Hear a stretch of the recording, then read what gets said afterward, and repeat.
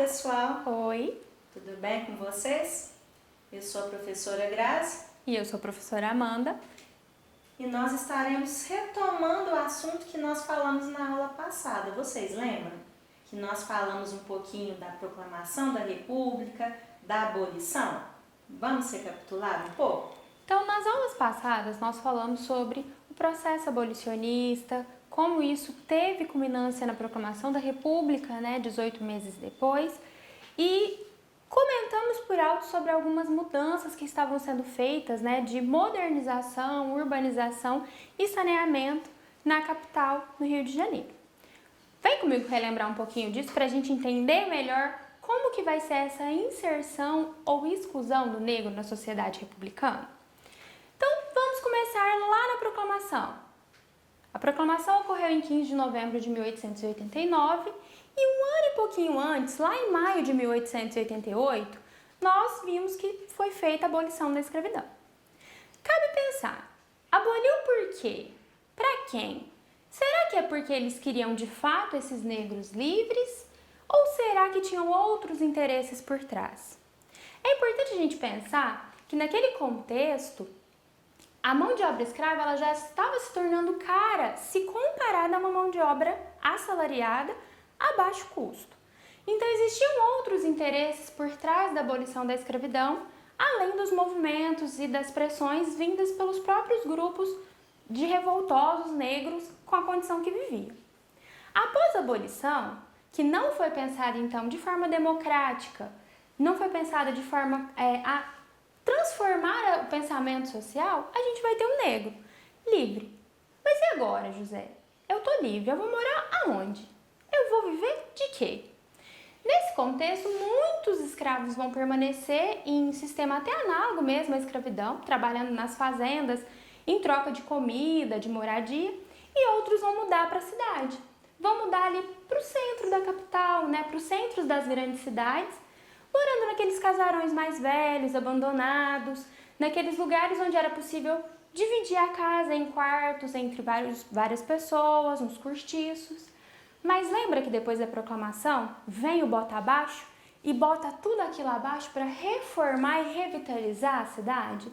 Para que ela tenha calçadas largas, construções que remetem a Paris, iluminação. E agora? Para onde vão aquelas pessoas que ocupavam esses lugares?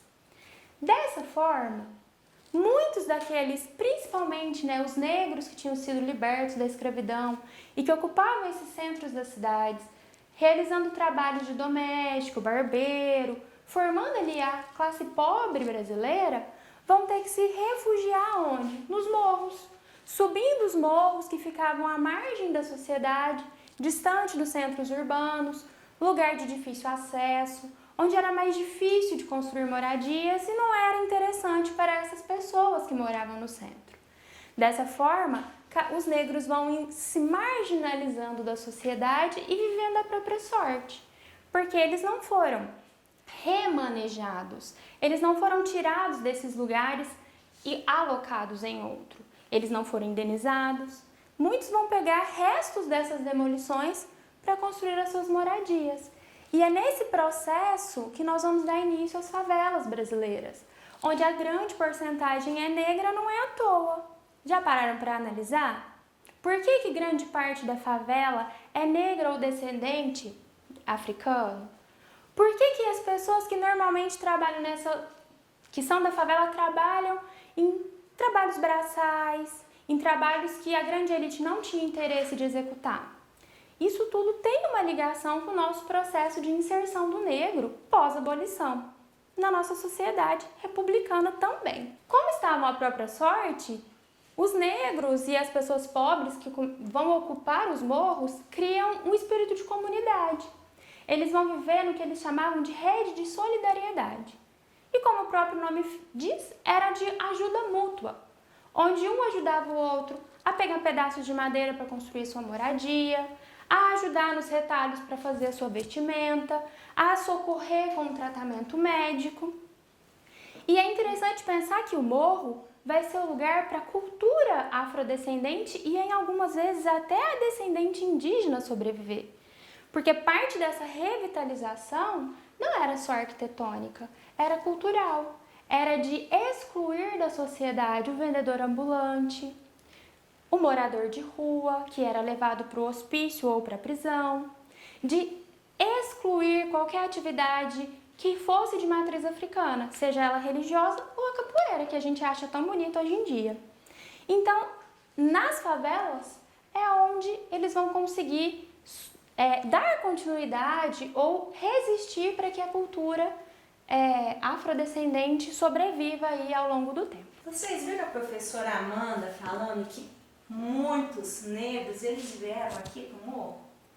Então vamos pensar, além de ir para o morro, para onde esses negros foram no pós-abolição, no período republicano? Vem aqui comigo. Vamos se lembrar, a maioria desses negros, eles viviam nas fazendas. Professora, tinham aqueles que viviam na cidade? Sim. Igual a professora Amanda, aqueles que vendiam, né, os vendedores ambulantes, as quitandeiras, aqueles que vendiam galinha, né, as amas de leite, aqueles que ajudavam a levar, por exemplo, se a gente pegar no Rio de Janeiro, há muito tempo atrás, eles levavam os restos, né, as fezes, a urina em baldes e desciam o morro e jogavam aquilo em alto mar. Então eles ocupavam essas funções na cidade, mas a maioria vivia no campo, nas fazendas. Com a abolição da escravidão, o que vai acontecer? Alguns desses escravos continuam vivendo na mesma fazenda, mas nós não podemos esquecer que uma grande parte vai mudar também para outras fazendas. Então, como que vai ser o trabalho ali deles? Alguns, por exemplo, eles trocavam trabalho, cuidava do gado, fazia alguma correria ali para o dono da fazenda e em troca ele recebia uma banha, né? Outros recebiam uma pequena quantia, né? Muito ínfima, muito pequena, né? Esse é o processo que a gente vai ter nas fazendas. Nas cidades, o que vai acontecer? Esses negros, vai surgir uma lei durante a Constituição que vai fazer o quê? Excluir esse negro de alguns serviços que até então ele ocupava. Né? Igual a professora Amanda falou, é um processo de exclusão mesmo. Mas quando a gente fala desse processo de exclusão e de vida, né, de sobrevivência, nós não podemos esquecer também dos quilombos. Ah, professora, o quilombo aconteceu lá no período antes da República. Beleza, é isso mesmo. Só que nós não podemos esquecer que até hoje nós temos os quilombos, os quilombolas, os descendentes desses ex-escravos. Então, o quilombo, se a gente for pensar, era como se fosse um lugar, um território, onde eles pudessem se sentir pertencentes a algum lugar. Né? E ali naquele lugar, eles poderiam seguir a sua religião livremente, né? Sem ser obrigado, né? A seguir o catolicismo, podia vivenciar a sua cultura, né? Plantar livremente. Então, esses descendentes desses ex-escravos estão até hoje aí para contar a história. Só que a gente sabe o que acontece. Muitos foram perdendo o território que eles viviam, né, por interesse, por conta da grilagem. E aí o que acontece? Há muitos casos também em que meninas jovens sofrem abuso sexual por parte de outras pessoas de fora do quilombo. Então é um processo ainda, é uma luta que é constante pela sobrevivência.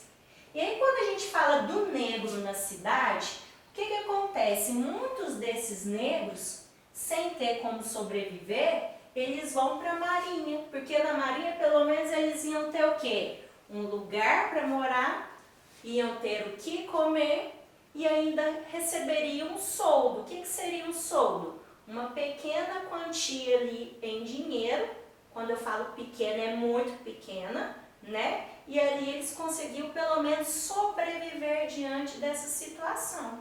Mas olha que curioso, a abolição já tinha acabado. Eles vieram aqui para a marinha, só que eles eram o tempo todo punidos, né, pelos comandantes. Por que eles eram punidos? Vamos pensar, xingava lá o comandante, já era um problema. Levava pinga lá para o navio e causava desordem, já havia outra punição. Então eles usavam alguns objetos, né, por exemplo, uma espécie de palmatória, mas também eles usavam a chibata. Conforme, né, a ação daquele, não, aí a gente pensando, não era só negro, tá, pessoal? Mas muitos eram negros, eles recebiam uma quantia de chibatas. Vamos supor, xingou lá o comandante, dá-lhe chibatada. E essa situação fez com que esses marujos se revoltassem, se rebelassem em busca de melhores condições. Essa revolta que aconteceu em 1910, ela vai ser conhecida como Revolta da Chibata.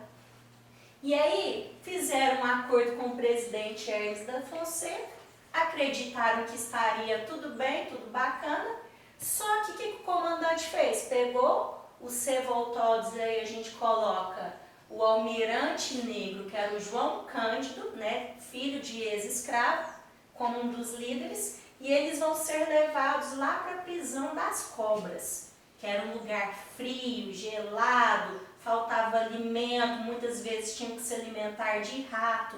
Outros foram jogados em alto mar. Então, percebe?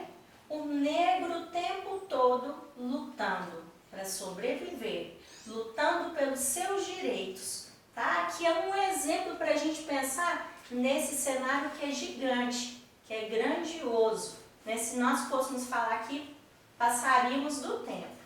E aí quando a gente pensa nessa questão de liberdade, nessa ideia de pertencimento, a professora Amanda falou muito bem naquela ajuda mútua, né, na hora de fazer a casa, na hora de fazer a roupa. Nós não podemos esquecer também que muitos negros vão se unir em prol da liberdade, dos seus direitos e vão fundar alguns jornais. Professora, a imprensa negra surge então no período republicano? Não. O primeiro jornal negro que nós temos notícia, ele surgiu antes da República, naquele período em que eles estavam lutando e indicando pelo fim da escravidão.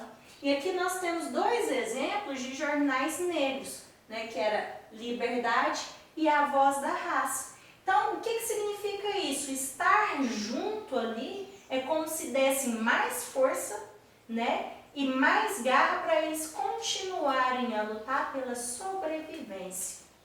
E será que hoje o negro vive em boas condições, pessoal? Será que todos têm uma posição boa na sociedade? Será que todos, né, seguem seus estudos até o final? Então é uma coisa para a gente pensar, que todo esse processo de exclusão não parou por aqui. Ele vai, de certa forma, continuando, logicamente, com novas questões, com novas situações. Fica aí um pensamento. A abolição não foi pensada de forma democrática. Ela não foi pensada para inserir o negro em igual posição dentro da sociedade, enquanto cidadão. E hoje, nós olhamos para o negro enquanto cidadão? Como a professora Grazi refletiu com vocês, nós questionamos os lugares que eles ocupam ou que eles não ocupam. Por que não ocupam? Como são tratados? Lembrando que em história, nenhuma mudança é de um dia para o outro. Apenas ter a carta de euforia não tornaria aquele negro um cidadão. E hoje, 130 anos depois, ele é visto como um cidadão, como qualquer outro? Na semana que vem, nós falaremos um pouquinho sobre a outra mão de obra que veio. Lembra que eu comecei falando que a mão de obra assalariada estava se tornando mais viável? Mas quem era essa mão de obra assalariada? Como era essa mão de obra assalariada? Não deixem de seguir nossas videoaulas, hein, pessoal? Se vocês perderem uma, vocês vão perder o fio da conexão aqui. Depois vocês vão ficar aí perdidos, hein? Fiquem Espero com a gente. que tenham gostado e até a próxima.